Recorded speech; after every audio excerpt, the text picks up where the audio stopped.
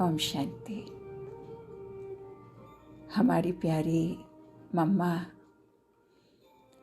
कभी ज्ञान के बारे में अपना चिंतन मंथन और तर्क वितर्क नहीं करती थी, अर्थात जितना वो जानती थी उतना ही दूसरों को बताती थी। ज्ञान की कई ऐसी बातें हैं जो परमात्मा ने अभी तक स्पष्ट बताया नहीं होगा, तो कभी कभी हम उनके बारे में तर्क वितर्क करते हैं कि ऐसा होगा या वैसा होगा, अर्थात हम अपने मत को ईश्वरीय मत से मिलाने की चेष्टा करते हैं।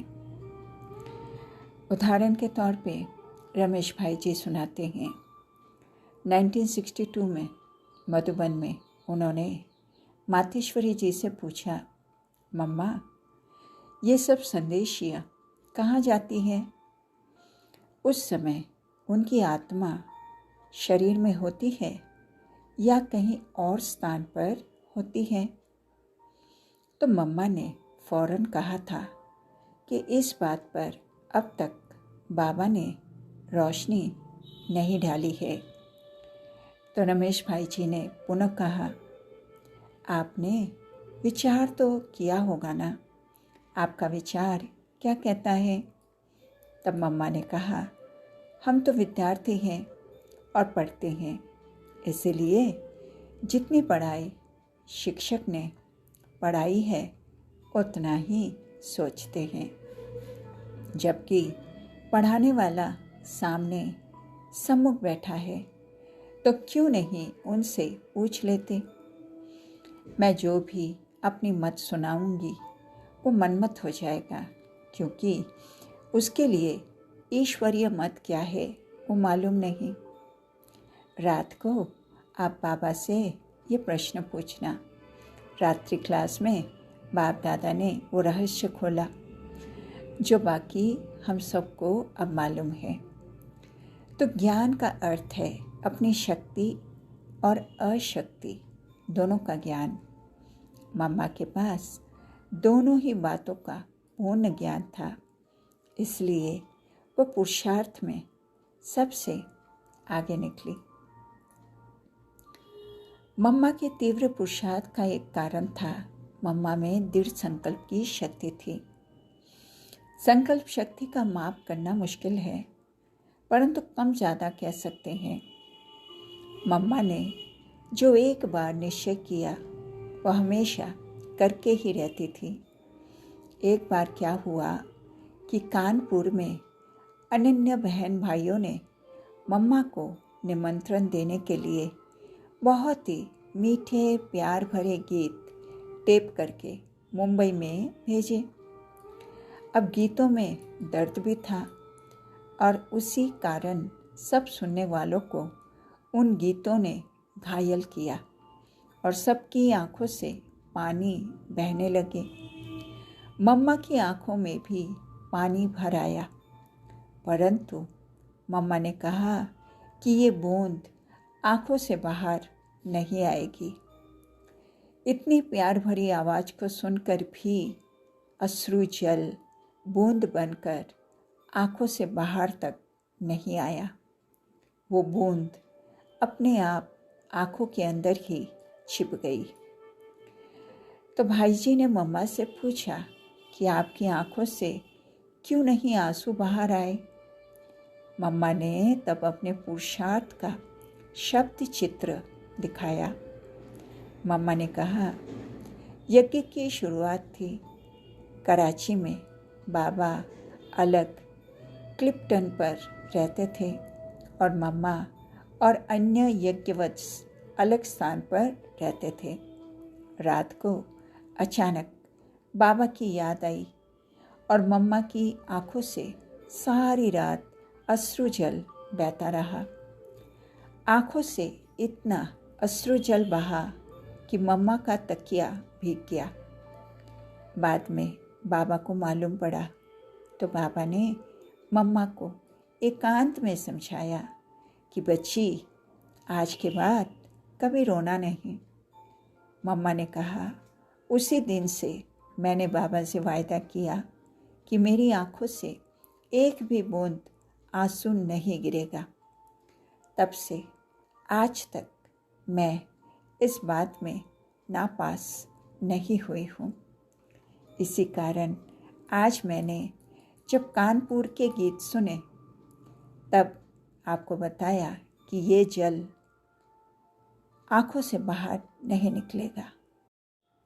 मम्मा से एक बार पूछा था, मम्मा बचपन में आपने अपने भविष्य के बारे में कुछ तो सोचा होगा ना? आप क्या बनना चाहती थी? तो मम्मा ने कहा, उस समय भक्ति मार्ग की कल्पना थी।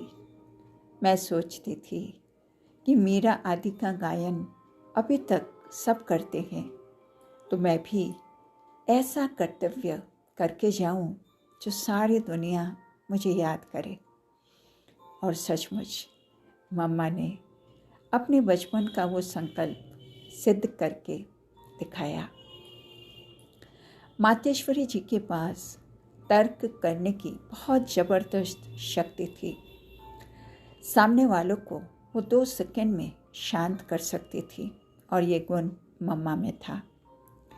एक बार अपने लौकिक घर मुंबई की एक सांसारिक गीता पाठशाला के बहुत सारे शास्त्र पढ़े लिखे मित्रों को रमेश भाई जी ने बुलाया कि वो मम्मा से मिले।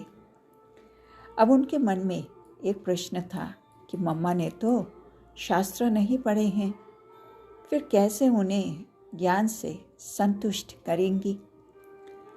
पहला प्रश्न भी यही निकला कि क्या आप इस गीता को झूठी गीता कहती हैं? तो मम्मा ने तुरंत ही कहा, आप प्राप्ति को देखो। पांडवों ने ये गीता सुनकर क्या प्राप्ति की? गीता समाज के लिए थी, परंतु समाज कलयुगी बन गया। पांडव हिमालय चले गए, यादव स्थली में खत्म हो गए, कौरव तो कुरुक्षेत्र के युद्ध में खत्म हो गए। ज्ञान इतना ऊंचा होते हुए भी क्यों समाज में विकृति पैदा हुई? और यहाँ अब परमात्मा कहते हैं, मैं सत्युग की स्थापना गीता ज्ञान सुना कर करता हूँ और गीता से विश्व परिवर्तन करता हूँ। तो बोलो, जिस गीता से विश्व परिवर्तन हुआ उसको सच्चा माने या जिससे समाज में विकृति पैदा हुई उसको सच्चा माने? इसमें अंधश्रद्धा की बात ही नहीं, सत्यता की बात है। आप लोग पढ़े लिखे हैं तो जरूर अंधश्रद्धा से परे जाकर सत्यता के बारे में निष्पक्ष होकर सोचेंगे। ये सुनकर एक ने दूसरे के कान में कहा, अरे इन्होंने तो प्राप्ति की बात को कहकर हम सबका मुंह बंद कर दिया है। सचमुच बाद में चर्चा का रूप ही बदल गया। तो मातेश्वरी जी से सब संतुष्ट थे और मातेश्वरी जी भी सभी से संतुष्ट थी। मातेश्वरी जी किसी के भाव स्वभाव के प्रभाव में नहीं आती थी, सबको प्रेम से जीतती थी।